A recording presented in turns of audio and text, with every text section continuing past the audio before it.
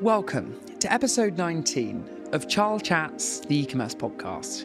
My name's Nick, I'm the founder of Charle, a Shopify agency based here in London, and I'm so excited to welcome you to our home for some very open, honest, and real conversations with some absolute A players in e-commerce right now.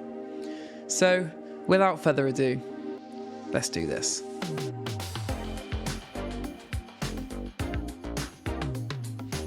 Jacob, welcome to CharleChats, the Ecommerce Podcast. So excited to have you in London to tell us all about Represent. Thank you for joining us. No worries. Thanks for having me. Nice. Well, look, I'm going to get straight into your story and how you ended up being the senior ecom manager at Represent. So take it away. Yeah, I mean, I think it was kind of meant to be, actually, because, you know, I'd gone away travelling for a bit, come back to Manchester looking for a new job. And I ended up at a job that I didn't really like. And then, you know... Hopefully not Represent. No. So quit that. And then Rep was there. And I went in and it turns out those guys had already been looking at me, but had not hired me because I'd just started at this other company. But yeah, ended up working really well. Really got on with Steph and Ricky who interviewed me. And yeah, literally was going back home on the train, got the offer. Nice. And then it's been 2.5 years probably now. Yeah, so wow. yeah, really enjoyed it. Where were you working before Represent then? Or before travelling? Before was at THG, which I feel like everyone's been at THG in Manchester. It's like a rite of passage in ecom. Fine. And then Social Chain, so the marketing agency, was there for a bit.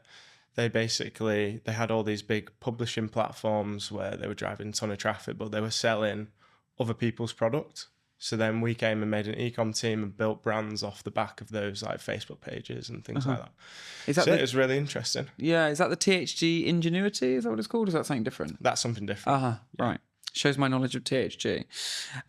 Cool, nice. So why ecom? Like, what took you to the world of selling online? I kind of fell into it, to be fair. But when I was younger, I saw the classic start a Shopify, drop ship some products, sell something. So I was always like kind of doing bits and bobs like that. Mm-hmm. A lot of them didn't make any money, but I learned a lot from the process and then ended up, just kind of falling into it, joining THG, which is basically like the biggest e-com business in the UK. Mm-hmm. So learned a lot there and I've kind of just been in that world ever since. Nice. And then I got to join Represent, which I'd been a fan of for a long time. I'd followed George for a while, much like I think a lot of people who work there. They're fans of the brand before they joined. Yeah. The opportunity came back, so I was just buzzing, made sure I threw my name into the hat, and got it. It's been a roller coaster ride since. Really? Yeah, we started off, when I joined, it was one small unit. We were basically, the clothes were all around us, there's boxes on desks. I was sat crammed between two other people with like not even my own desk, and now we've got the whole row of units. It's a massive open plan warehouse. I don't know if you've seen any of it, but they're built as a super nice place to work. It's a great environment, and it's been explosive, the growth so far. That's incredible. Because I've followed George and his brother for years, it feels like, and kind of like watching their journey, and I think that was something that's quite interesting about the brand, is that people really got behind it wasn't just like a big corporate company that everyone's like, it's not like another ASOS or whatever where you don't really have a face. It's like two brothers growing something that's really meaningful. Yeah. Is that what drew you to Represent, do you think? Yeah, I mean, it's such a good story, The brothers made it as a college project. And then from that, it's now, doing $100 million a year. It came from a shed, basically, their outhouse at their house, and it's just snowballed ever since. But I mean, the growth over the last 4 or 5 years, I think, is what people think mostly of Rep. But obviously, they've been doing that for like 14 years now, so it's not an overnight success. They've stuck at it. They've probably had a lot of failures along the way, and now, it's got to the point where it is like a huge brand in the UK. You see it everywhere. Everywhere, literally, like running with 247. Yeah, it's everywhere, and it's funny, isn't it? You see online like everybody always banging on about like overnight successes, but there's always normally like a 10-year story before it. That whenever people are like nobodies, and suddenly it's like explodes out of nowhere. Yeah, which is mad. And I think, if I do say so, it feels like Represent as like a really specific following. Is like almost like your own sort of community as such that are so real loyalists, if you like. What do you think that? Why do you think the brand has been so sticky with kind of newer generations, or why is it so different to all the other startups you're seeing out there? I mean, it is kind of that they've nurtured that community for the past 14 years. They throw events for them. They camp overnight to get into these sample sales. They make friends in the queues. These friends turn into like long-lasting relationships, and they really build like their own friendship groups through Represent. And now we've got 247. It's really easy to activate through runs and training together. And when people do hard things together, they build good relationships. So yeah, it's really stuck, and it's made it a really strong community. I think as well, George does a behind the brand series, so people get to see like real insights into what's going on. Mm-hmm. They see sneak peeks of products. They see George's lifestyle. And I think George and Mike are quite aspirational as well. So people that love them love the brand, and I think purchasing the brand maybe gets them a bit closer to that life that they aspire for, potentially. Yeah, it's rare, isn't it, that you really get to see like truly behind the scenes of a business growing. I feel like it's more common now of brands building publicly and so on, but if you go back 14 years, I bet it was unheard of really for brands to be so transparent about the way they're building businesses, and like I guess like the real boom of social media giving people that insight to what's really going on. Yeah. So senior ecom manager, what does that role entail? What's your day-to-day Represent? We're like a really small team, so I think we wear a lot of hats. Mm-hmm. So it's very varied. I might be designing some UI on Figma and then running A/B tests for new elements of the website, or just doing the general product management, or working with the merchandising team to price our products, see what our stock situation is on different lines. Mm-hmm. So it's no one day is like the same, which is good, because when I get bored of the Excel, I can go into Figma and maybe be a bit more creative. Nice. That's so interesting that you're so hands-on with like the actual design as well as like the ops side of the business, perhaps, that links into ecom too. I think it's funny, since even running this podcast, I think every ecom role is so different, isn't it? Yeah. It's like, it's filling almost sometimes the gaps of like making sure everything's being delivered, whilst also being like, who's actually going to make sure that the site's a great experience for customers? Yeah. You mentioned then that you guys are running like split A/B testing. Tell me more about that. So we use a tool called Visually. Okay, yeah. Initially, it was myself working on the CRO, just testing different elements of the site, different wordings of CTAs, mm-hmm. different colours. Mm-hmm. Where do we position the hierarchy of content on a product page? It's getting more advanced, like we're testing different pages for landing pages from ads. And we've also brought in some guys to help us with the A/B testing now. Nice. So, yeah, they're super hands-on, building us new cart experiences, testing things in the checkout. But yeah, we're all still very hands-on in it as well. And has that always been a big part of like the web experience? Have you always been doing CRO, or has that been something that's come recently? No. Really? So we were very much just, if we had an idea, we'll just do it. Yeah. But it's not always the best. It's hard to measure if you do it like that. Yeah, we weren't measuring as much as we maybe should have, but I think that was when we were in a position where we maybe weren't as efficient. Uh-huh. Now we've built processes and we have things in place that allow us to dive deeper into the data and not get so bogged down into all the day-to-day. Then we've seen the results of that are positive, and we're making a site that is a better experience for our customers. Can you share any like real nuggets where you've done a split A/B test where something's like made a massive impact to conversions or sales in general? I mean, we found on footwear using 3D models mm-hmm. in AR. Mm-hmm. That really helped with conversion rates, because people can actually look, they can zoom in, they can spin the product around, they can see it from literally every angle. You get a real feel for a product, don't you? They get a real feel for it, and we tested that and it converted much higher. I would say also our cart, we've redesigned the order of our cart, added things in around shipping and different information on returns, things like that has proven to do really well. Do you know what? I actually just bought a rug for my flat the other day, and they had one of these like visualizers where you could like see what the rug actually looked like in your flat. And honestly, I was trying to decide between 3 different rugs. One was like really pale and the other one was like a bit more patterned. And it was amazing. It even like could understand where the sofas were and like put the rug under the sofas. I was mesmerised. I was like, and it actually looks like what it's going to look like. So That is good. I love it. I think our AR and 3D models on sites is like the way forward. I really do. If you've got a product that that customers can like really visualize, it's great for like furniture and stuff like that. But I've seen some, I know like sunglasses brands do it as well, don't they? Where you can like try on a sunglass. For us so far, it's just footwear. Yeah. But with women's launching, we're thinking about doing maybe like the handbags and accessories, things like that. That's nice. Yeah. There's a really good 3D app partner that we work with called London Dynamics. They're just over in Victoria, and they do like loads of watch ones and so on. But they're saying how like clothes are the hardest thing to do because like you don't realize how much fabric moves to like, whereas hard things are really easy. But as soon as you put like a stiff t-shirt on somebody, it just doesn't look natural at all. No. I love that. I love you guys are doing split A/B testing. So many brands is like want to do it, never do it. It ends up getting so busy. So that's so good that you guys are like investing in that continual kind of like user experience. But also, if you're not doing it, like the changes you're making are so difficult to assess their impact because, you know, if you're doing, I'm sure you have massive seasonality or like 1 week's probably different to the next, and you're comparing things that aren't actually in relation to each other. Too many variables. Yeah. So, like brand launches. So Represent didn't just stop at Represent. You've obviously moved on to like your running and fitness wear with 247. That must have been quite a decision to kind of almost feels like you're starting over, right? In terms of having a new brand to really educate customers on.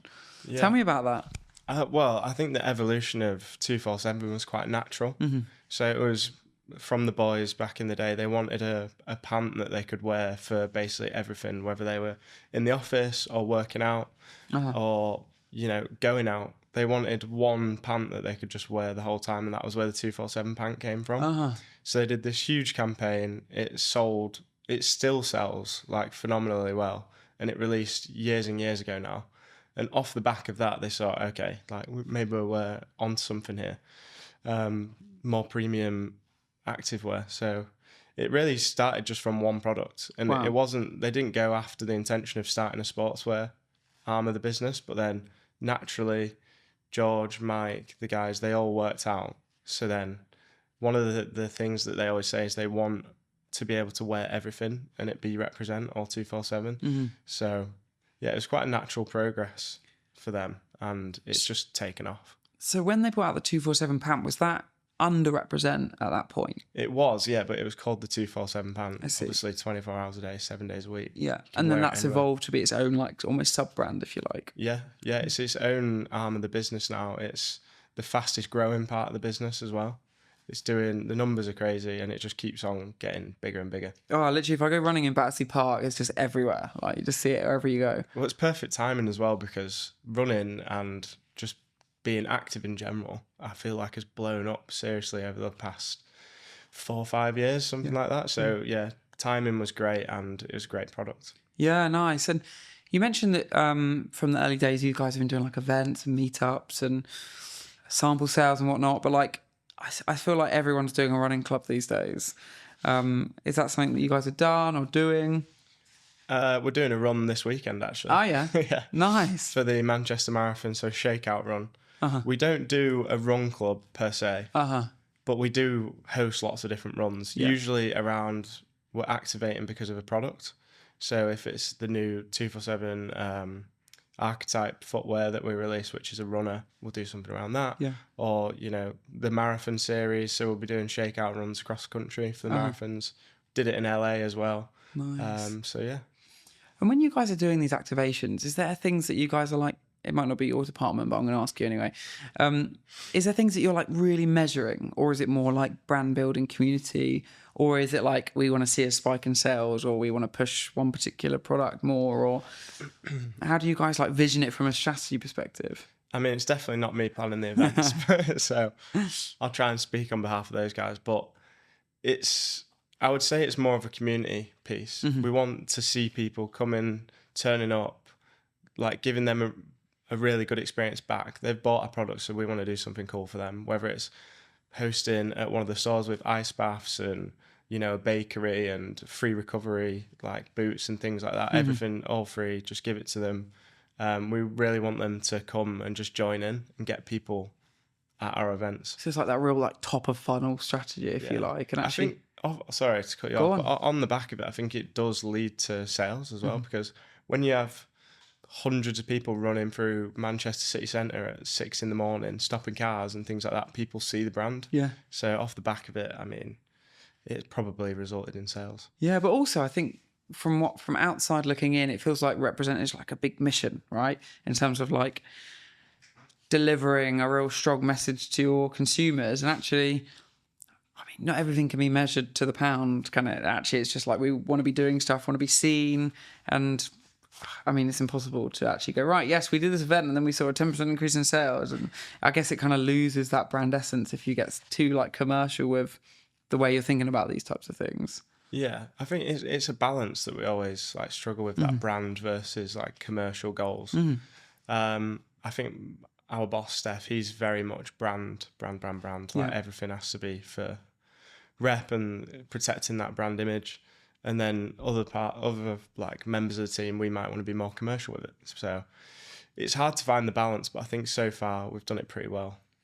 And when you say like there's this, I mean, it's the age-old battle, isn't it, of like brand marketing versus performance marketing. But you mentioned like sometimes you want to be more commercial with it rather than being more brand. What does that actually mean in terms of like your role as? Yeah, I mean, a specific example was maybe like a year or so ago, we went really brand first on the product pages specifically. So they were really stripped back. It was almost just images, just a bit of text. We most of the products didn't even have reviews on, you know. So, and we saw that, you know, maybe we've actually impacted conversion negatively here. Really? So we started bringing stuff back, adding back in, you know, the buy now, pay later icons, you know, adding the reviews back in, adding more upsells, things like that. But we wanted to do it in a way that didn't feel like we were trying to be like an Amazon and go all the way to pure conversion led. So we've sort of found a nice middle ground at the minute that is working well, converts well, and is still rep. It's still giving that brand feel. Yeah. Otherwise, your website just looks like Temu, doesn't it? When you end up having like so many friggin' countdown to delivery, and before you know it, it's just like this doesn't even feel like a brand anymore. Just feels like I could be on Alibaba for all I know. Yeah, I don't think Steph would ever let it get that far. But we do have internal battles in our team. But it's good. It's constructive. So, and if we can evidence the fact that a change is for the positive, then it usually goes through. Have you ever found times where like brand has won? Like if you've released something like very lifestyle-y where it's like, actually, this hands up, this actually made quite a big impact. Yeah, when we released our sports shoe, or both of them, so we did a trainer and also like a running shoe, we completely redesigned the product page. Yeah. So it was all brand-led, lots of video, 3D models just like rotating on the page, and it wasn't necessarily built for conversion. It was built for that experience. And so far it's done really well. So we want to keep building upon that, iterating further. And I think that's an attitude within our team, that we do something and then, okay, it did well, but what's next? Keep building. It's always what's next. And I think things don't last forever either. Like very much like ad creatives in that sense is like, it's never ending of like trying to find new ways to re-engage customers and keep them coming back, importantly. So you guys have recently launched women's wear. Yeah. How was it? I know when we were speaking, you're like, I can't talk right now, we're launching women's wear. It was a mad process, really, to be honest, because we, in our team, it's all guys, so we don't know how to shop like a woman. So we spent a lot of time speaking to the women in the office. How do you shop? What do you want to see on a product page? Things like that. And it was new for us, so we redesigned lots of elements of the site, built new size guides that were more specific towards women's wear. But yeah, it's really cool. It's something new for us. It's another revenue stream, and the women's market is huge in comparison to men's. So even if we capture a small portion of that, that's a win for us. So how did it take me right back to that early moment when your team were like, right, I think we're going to launch women's wear? Was there like apprehension, or was there anybody in the team that you were like, or even you were like, I don't think we should do this. We're going to lose what we are all about. Well, I think for us, we already saw women shopping Represent. So they were buying in small sizes. Yeah. And you would see them on the street wearing Owners Club hoodies or, Thoroughbred T-shirts. So the market kind of already existed. It was just giving something that's actually tailored towards women. Yeah. And it's all the product team are women. So they're building products that they want for them. So it's really cool. Nice. I bet there was a lot of like nervousness on pre-launch. There's definitely a lot of nervousness because it was complete unknown, and it was almost like finger in the air with targets and things like that because we just had nothing to base it on. Just see what happens, right? Yeah. And then actually like that launch process, did you build like a lot of hype around it? How was that? Or was it like a bit softer to just kind of see how it goes? No, I think with women's, it was seeded for quite a while. We had it going to influencers. George and Mike were teasing it through their socials, which that always works really well. When they tease something for a long time and people get little snippets, it builds that desire and the hype. So when it finally does release, there's excitement around it. Nice. And was it like a proper countdown, like here we go, or was it? Yeah, I think there's a lot of nerves in the office for the launch because obviously we put a lot behind it. Whole new team came in. Wow. And they did an amazing job, to be fair. They turned around a full women's wear range of a ton of products within 12 months. Wow. Yeah. So then from a web experience perspective, you were talking about how like you had to redesign loads of different areas of the site. And how are you managing that in terms of like, that must get pretty crazy now at the point of like, you've got a lot of SKUs. You've now got another whole vertical, if you like, of products. Was it literally like stepping right back from the beginning and going, right, which bit of the site is not going to work for women's wear, and what do we need to tweak, change, and break and fix again? Yeah, exactly that. So we redesigned, like I said, the size guides on the product page. We've set up our collections differently. Our navigation's completely different. The way, after speaking to the girls in our office, the way that they wanted to shop was different to men's. Like we just typically would see like T-shirts and go on that. They wanted baby T-shirts, long sleeve T-shirts, different, really like drilling down into the collections that they want to shop. Better filtering for them. And sizing was a big one as well. It's way more complex, women's sizing, than men's. I mean, just like small, medium, and larger. Yeah, literally. I just look at the model size and go, okay, he's a similar size to me. That should be fine. They wanted all sorts of measurements that I'd never heard of. And then it's like when I jump by a shirt, I'm like, I have no idea what my chest size is. Yeah, literally. So it was completely different, and it meant that in the back end, we had to build new stuff as well. We're like big users of Airtable. So the more we could build into that and automate the process, then it makes it easier going forward. And I think some of the elements that we've designed for women's, we're actually going to move over to the men's. Really? They're just better. So it kind of forced us into making new elements of the site that maybe we wouldn't have touched if we hadn't launched women's. Yeah, that's so interesting. And has the feedback been good since launch? Yeah, the feedback's been positive. It's a new market for us, so it's going to take time for us to grow it to the scale that the menswear is. But I think early signs are positive. Nice. Congrats. How exciting. Yeah. So, like, you mentioned about, like, George and Mike, like, teasing new launches and new releases. Like, do you guys really operate in a heavy drop model, and how does it work? I know I've seen like you have like a safe, or did I make that? Yeah, the vault. The vault, that's the one. Yeah. Tell me about like your guys' approach to like launching new product. Yeah, so I think we have a relentless drop schedule. It's every week, pretty much. There will be new product, whether that's 247, whether it's women's, men's, and I think that really started in the early days because they wanted to have something always to talk about. And it's got us this far, so don't fix something that's not broken, I guess. But yeah, it's relentless. And the vault specifically, that's just something that we do twice a year. That's our only sales. So we do a vault at Black Friday and we do a summer vault, and that's the only time really that we'll do sale. And how does that work? So anyone that's not come across it before. Like, what are the bare basics of how the vault works? It's called a vault because the products are locked behind a password protected page.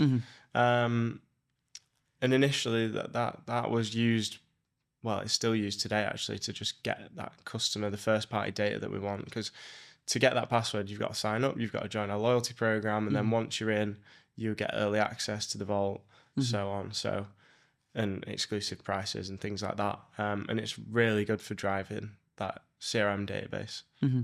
Nice. So your drop schedule, you said it's like weekly. That sounds pretty relentless. Yeah.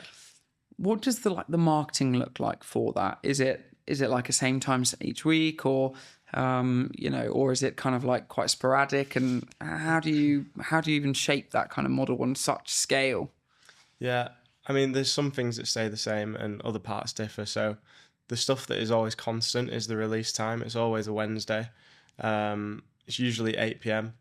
And the marketing actually, our head of marketing has just changed the setup over the last sort of year or so. Initially, everything was getting the same kind of treatment, but that's not the best way to do it, because if we're allocating this same resource to every drop, even though, we've got an oasis here, but we've got a small capsule here, doesn't make sense. So we now have tiered launches, tier 1 to 3. Okay. Tier 1 being like an oasis or a seasonal collection like spring, summer, one of our big ones. So that will be full campaign, seeded for a while, teased over the socials for a couple months, and then eventually we do a full scale release where, depending on what tier you are in the loyalty program, you might get 30 minutes early access, you might get an hour early access, and then it goes to full general release after 8 p.m. I love how you've literally baked in drop releases into your loyalty program, because you see loyalty programs all the time. It's just like points for pounds and whatever, but actually you've literally put in a timed basis of access. Yeah. And I'm guessing the people in the top highest tier levels of your loyalty program are probably your biggest spenders, your most avid community members. Is that fair? They are, yeah. They're our biggest individual spenders. The bulk of the revenue comes from a mid-tier customer base. Interesting. So yeah, someone who's maybe done 2-3 orders, that's where our majority of revenue through the loyalty scheme comes from. Interesting. And have you ever had a drop just completely flop or fail, where you've oh my God, it's just not resonating with our customers? I mean, we release that much that I think the chances are there's going to be a drop that doesn't do as well as you would expect. Yeah. It's just because we're doing so much volume. Yeah. But the environment at Represent is a place where you can fail. So you can fail, take the lessons from it, and then move that into the next launch. Where did we go wrong? Was the content not right? Was we driving it to the wrong pages? The traffic? Did we release a bit, worse than we should have? Was the content did not look right? So I think we can take lessons from that, and then we go again on the next one. And it's not the end of the world. No one's getting sacked. Yeah. Yeah. Nice. And I think one thing I've always noticed with Represent is how if everything feels quite original. There's a lot of originality to it. It doesn't feel like you're chasing the next sort of thing that's hot right now. I mean, is that something you really bake into your own strategies? Is it quite new ideas all the time, or are you guys kind of always looking for current trends that you can kind of jump on the back of? No, so we have a roadmap meeting every week where, just for my specific arm of the business, we're always looking at new technology. What's the new tools that we can use? What's the new apps? So we really just test everything and try new things constantly. It's really a good environment to just, if you've got an idea, you can just pretty much go ahead with it. And if it works, it works. If it fails, what's the next idea? Where can we go from there? That's exciting. It feels like you're always innovating all the time. It's nice to have that sort of ownership over that, because if you bring an idea, then it literally can go from you saying, I've got this idea, to actually it being a fully fledged new part of the company.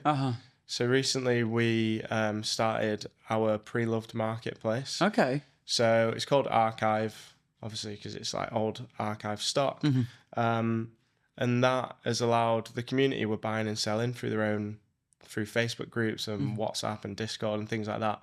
So we gave them a dedicated place to actually go and do that. And they can also get really old seasonal lines that maybe we don't want on site anymore, but we can sell through there, things like that. So it's been a real good thing for the community, and it's pretty much hands off, because if you sell to someone else, we still get a portion of that, and it's not really any effort for us. And how does that work? Have you built it, like, or are you using like a middle platform? Or? No, so I spoke to a lot of partners. We landed on a company called Treat. Okay. So they're a US company primarily. I think we were actually the first UK brand that they started working with.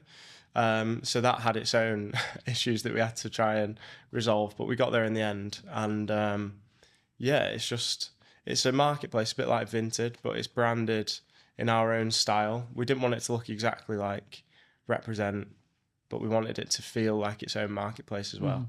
And it's also good for retention as well, because if you sell on there, you can get an increased value as a gift card, and then you come back and buy something new. And we found that people selling on there who choose a gift card come back and spend like 2 to 3 times what they got as a gift card. So it's really good for customers that have maybe lapsed, and we bring them back in through that channel as well. And I guess it almost like you're still owning the customer in a sense of like, you can still track when they've been on the site, whereas if they're going to like Facebook Marketplace, or what's the other one? Is it Vinted? Yeah. Everyone sells on Vinted. You can tell I watch too much Love Island, but it's like, whereas I guess if you guys are owning the site they're on, you can retarget easier, you can keep customers coming back, and then, like you said, tying it into like loyalty and so on, which I think that was a really important piece for us, being able to get that data, because we actually analysed how many listings of ours were on Vinted, and it was like over 70,000 listings, and that's all customers that we weren't getting. That's revenue that we had no piece of. Vinted was making all the money there.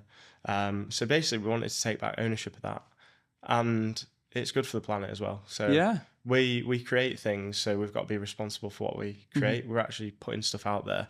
So if we can encourage a bit more circularity, then that's a benefit all around. Nice.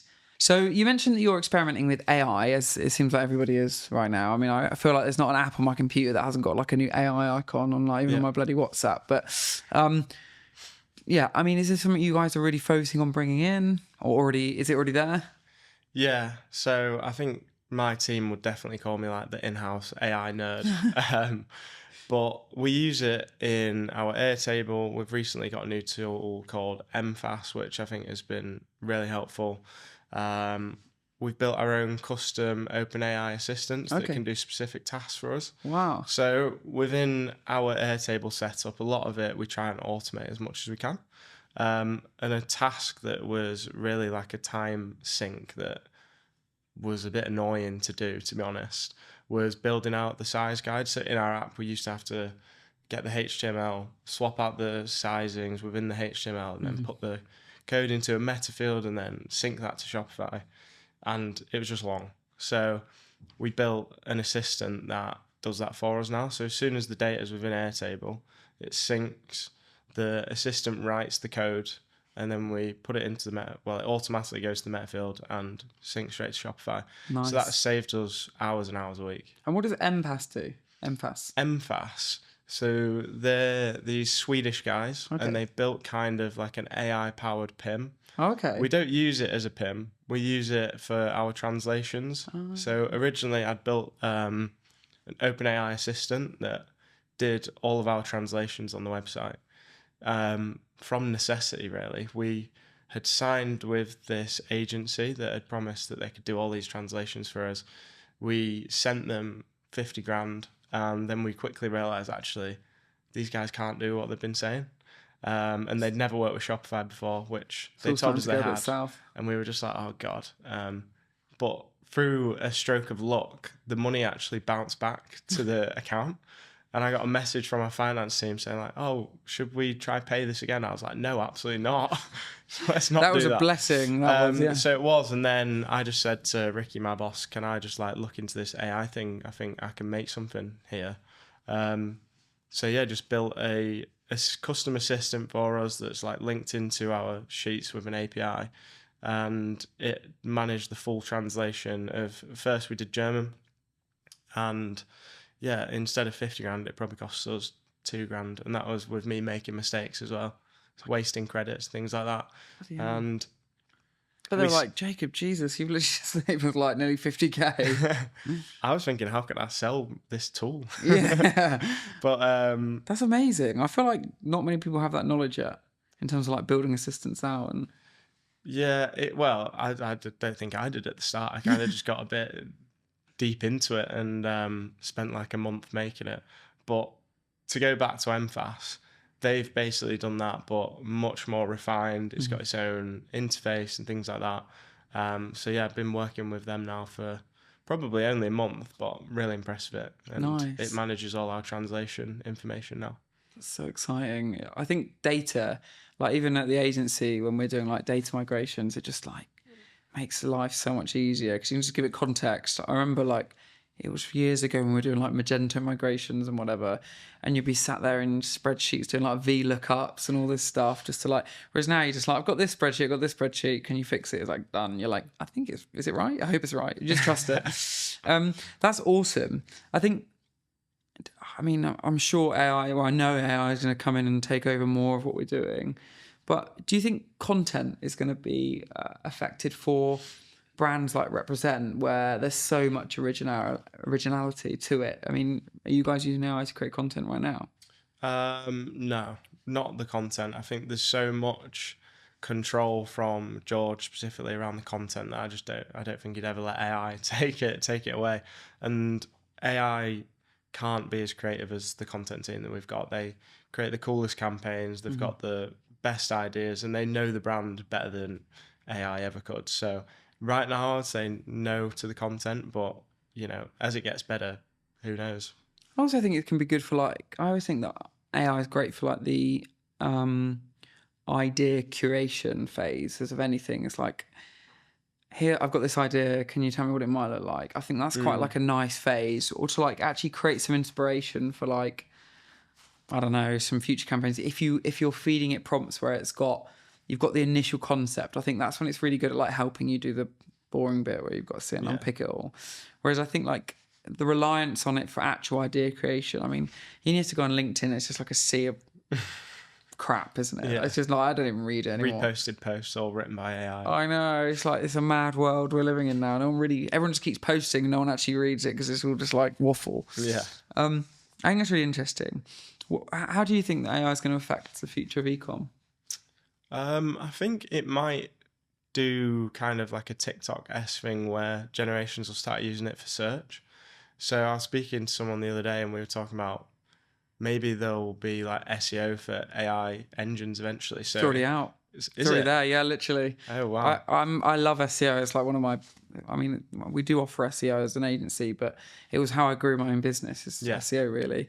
And there is so much, even with like rich snippets, there's like so much optimization you can do with them. But even now, like with Google's, you know, the AI results you get at the top of search now, there's so many little tips that I've seen loads of YouTube videos on people, how they're like hacking the system and like putting content answers really high up in pages so that AI is more likely to pick it up. I mean, it's not like SEO is today, but I think people are already jumping on ways to try and... Yeah. It'd be cool if in the future, like, if someone sent a picture of themselves, like, oh, can you style me an outfit for this event? And it's like, oh, it gives you a Represent hoodie. Then that would be really cool. They're going to monetize it, aren't they? They've got to. Surely at some point, yeah. Like, I know they were like not-for-profit. ChatGPT is like not... There's going to become a point where people are going to be like, this needs to start making some money now. And the obvious thing is going to be ads in results, isn't it? Paid ads, within answers. I mean, literally, we had our first ChatGPT lead come through for our business last week, which was mental. That's cool. But what I have noticed is, because we rank really well on SEO, it uses similar factors to form its results, right? If websites that rank really well on Google, what are the commonalities? Well, loads of people link to them. They've got really good authority. Loads of other websites talk about them, and they're very specific about what they're talking about. AI probably looks at very similar things to formulate its responses anyway. But yeah, we literally had if you type in top Shopify agencies in ChatGPT, we come up. But we actually had on our HubSpot, it was like, how did they find you? Like ChatGPT, I was like, I've never seen that status before. So it is now, it's coming, which is exciting. It is exciting. I think I do wonder whether ecom's gonna. I feel like search was obviously way before ecom, so then it took like Google Shopping and all that took a little while to like catch up with SEO. Yeah. Whereas I do wonder whether like with AI, it's shopping and ecom's going to be more forward thinking, and that's before like more B2B type businesses. It might be more like back end stuff than front end. I don't know if you saw Shopify's leaked emails recently, where they spoke about hiring an AI before a human. I saw it. Yeah. I saw it. And I think D2C ecom businesses will probably get more lean as they realize, like, okay, we can have some AI agent that can do this specific task that we don't need to pay a full salary for anymore, which is a bit scary, but it's terrifying. Yeah, I can see it going that way. Yeah, I know. I think like as well, you'll see like development. Well, development's already been affected massively. Like we have loads of AI tools built into loads of our code writers. I mean, our head of dev will cringe at me saying that because I wouldn't have explained it properly. But yeah, I think the data stuff is on our business has been the biggest game changer for us. It's just like even doing things like when you're doing like mass redirects and stuff like that, it's just easy for it to do the heavy lifting. Okay, so I want to dive now into retention and how you keep customers coming back. We've spoken that you've got like that community and you've got the loyalty of the brand that Mike and George have built over the last 14 years. But, you know, is retention a big focus on you, or are you guys like hammering new customers all the time? Or tell me a little bit about that. Yeah, I mean, new customer acquisition is the lifeblood of any ecom business. But for us, we try and do our best through, like you say, the community. We have a loyalty program called Prestige. I think the guys set that up 6 years ago, so a bit before my time, maybe even longer now, actually. But that has been a massive revenue driver, and we see the value in it with the lifetime value of the customers that come back and shop again and again because of the loyalty scheme. And it's something that we want to keep giving back to the customers through. So we're actually in the process of revamping it for the first time, but it's such a sensitive part of the company that we definitely won't be rushing it. We're going to spend a lot of time making sure that it adds value. We want to bring in some cool partnerships. We want to like move away from just points for pounds, because we want to give people stuff for free. Like if you go in the store, you might get points. If you turn up to an event, things like that, we want to reward. So I feel like points are so done. I don't know, like I just don't get excited about it. When I go on a website now, it's like you can join our loyalty scheme and get points. The only thing I really get excited about is like if it's like a subscription brand where I know I'm just going to keep getting it. Like my dog food brand, I quite like getting the points because I know I get like 20 quid off every now and then. But like, do I honestly care about getting points for anything else? I mean, I'm sure there's those people that do, but me personally, I feel a bit bored, and it's just everywhere, isn't it? It's just like this. I think is why we're speaking about revamping it. I don't know if we'll move away from points or not yet. It's early stages, but yeah, I agree. It's getting a bit So boring. what does your loyalty scheme look like right now? Well, you get rewarded for shopping. We do like you can get discounts off if you spend points. You get lifetime points that moves you up through the tiers. Based on the tiers, you get different access levels. We want to bring in tier specific products, so you can only get it if you're like a gold member, things like that. Drive that exclusivity of products and really like make people want to move through the tiers. It's going to be like the Birkin bag, isn't it? It's like you've got right at the end. You're right at the end, yeah. I think that urgency piece is what drives people wild. You see it in like the watch industry, of people like waiting years for like the next Rolex to come out, whatever. Yeah. Have you ever done stuff like that before, where you've limited certain products, or you've done like a real small batch of products and then that's it, or like? We have done. I'm trying to think of a specific example now, but I can't. But yeah, we've definitely done it in the past, and we did it with our Icons t-shirt actually. So that was the iconic logos over the past like decade of the brand, all on one t-shirt put together, and yeah, that sold out straight away. Really? Yeah. And that will probably never get released again. No. Right? No. No. Exciting. And so just before we move on from retention, I just want to pick your brains on like, what do you think really matters to like your customers that you are trying to get coming back? Because that's the big hard part, isn't it? Like in ecom, I think we're all guilty of just talking about like, oh, we're going to roll out a loyalty scheme or we'll do this, but like, what is it that actually customers want to come back again? I don't know if there's something you put thought to. I think for us, they want those exclusive products. They want stuff that other people can't have. It's a bit like the Rolex example, where they obviously limit what's released. I want to finish off now with kind of like that global presence that Represent has as a brand. It feels like you guys are everywhere. Obviously, George is in LA, right? Yeah.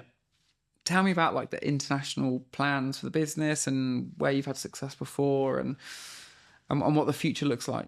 Yeah, so we've been global for a while, to be fair, but we've really sort of put more focus on it over the past couple of years, whether that's, bringing in local shipping providers that people from those countries recognise more than, a Royal Mail, for example, stuff that's really understandable to them.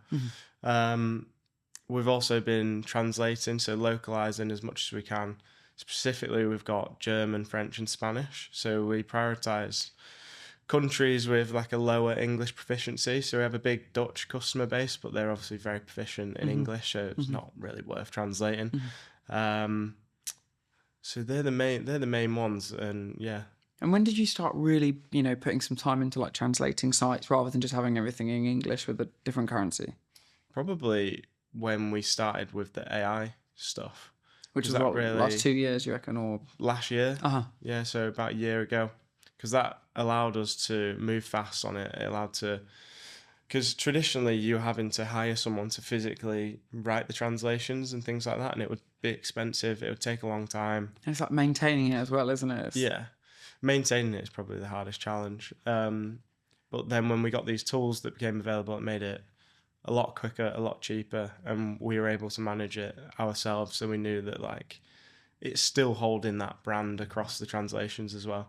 Yeah, that's the hard bit, isn't it? It's like, does it have the same essence that a native English reader feels when they're reading the copy or seeing the imagery? I mean, I can't speak these languages either, which is a challenge in itself. So luckily, we have a really engaged community that we spoke about. So we sent them the translations first so they could see like, this is what the site's going to look like. Does it read well?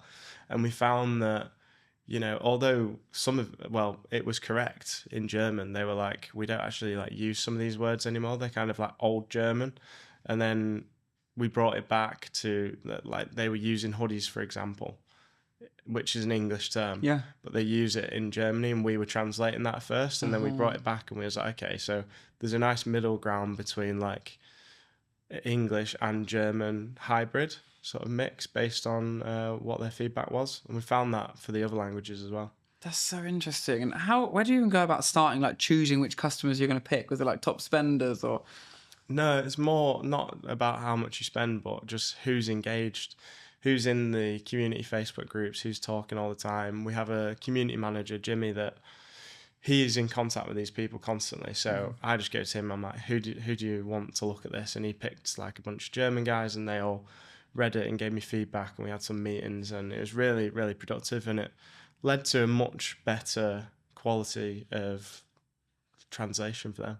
Yeah, I love that. And I guess I love that you guys have literally a dedicated community manager who's talking to your customers. I bet that's invaluable for everything in the business, right? From like choosing product, what's working, what people are loving, what they don't. Yeah, it's really good, and he gets feedback all the time and throws events for them. And we recently, last year, had them all into the office. So they just came in, they got talks off Spenny, our CEO, Jimmy, got up there and did his speech. Nice. And yeah, they love it. It was really engaging for him.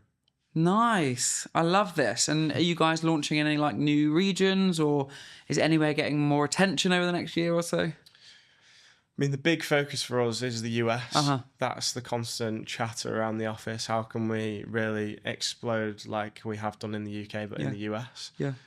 George has now moved over there, so he's literally boots on the ground over there. We've got an LA store, which is a great flagship for us and gives us that authenticity in the US, because they see us on the streets and they know we are a brand that they're real. we're real. So yeah, it's all about the US. And how are you guys? Are you trying to get the same essence as such? Because I feel like it sounds a little bit bitchy, but I'm going to say it anyway. Like when Gymshark, like what is their saying? Is like we do gym, isn't it? Their US name, and I felt like that didn't have the same thing as what they pushed in the UK. Is like, are you guys trying to push the essence of represent what we know it to be in the UK, or is it like a different market, different vision, different? No, it's same products. I think there's always been some like American DNA in represent, because George, Mike and Steph and James, the rest of them, they would go to LA every year and come back with ideas for clothes. They go into all the vintage shops that find cool band tees that they would use to inspire graphics at Rep. Nice. So it's kind of always been there. And now I think we use some of our like British heritage as well. So it's something that they like and the US customers are really picking up. Nice. Love it. That's so exciting for you guys. It feels like you guys are running at like a fast pace all the time. Yeah. But I love that you said when you're talking about retention, you're like, but we're going to take it slow. I think it's knowing about the time to like go full throttle, isn't it? Rather than actually taking a bit of a step back and going, let's do it right, rather than balls it up and do it wrong. Yeah, 100%. 100%.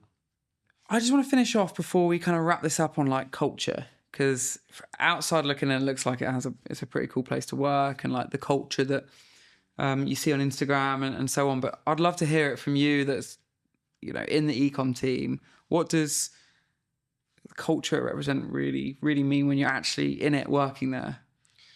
Yeah, so I mean the mantra on the wall is to be the best brand in the world. Mm-hmm. And that is, from everything, specifically in the office, it means the best talent. So I would say the team that I work with by far are the smartest people that I've worked with in any company. They're all experts in their own niches. And on top of that, we all get along. So we get along really well. We do stuff outside of work. We go on runs, we go to events, we go out together. So there's a real bond in the office. And it's actually a super relaxed environment as well. So that you're never going to be micromanaged. You always got ownership over your task. If you've got an idea, you can make it happen. And it makes for really fast progress. So sometimes we sit there and think, maybe we've not done enough lately. And then we actually look back and we're like, Jesus, we launched a new app, a new website, a resale platform. And yeah, it's a great environment. Has there ever been times when you're like, God, this is we're going a bit fast. This is a bit much. Like I've spoken to guests before where they like had way too many projects on or too many like activations when I was like, oh my goodness, like my body can't cope with this. So, like, have you ever felt like, oh my God, I'm burning out here? I would say the closest we've got to that was maybe like 2 years ago. The website was not in a good place. Pages were taking 10 seconds to load. We was in between moving developers, and it was Black Friday week. So it was like we needed to put all these products on. We were testing the site. We couldn't load past like 100 products. There was about 800 that we needed to see. I think we did like 12 days in the office. But in the end, we got there. But yeah, that was a long time. Yeah, that's a lot. I can imagine the stress because you've got all this stock you want to shift. It's peak time. Stressful. Yeah. Luckily, we're in a better place now, and off the back of that, we built systems that mean that, like a lot of the setup is automated as much as it can, makes it a lot more streamlined now than it was back then. I love to hear it.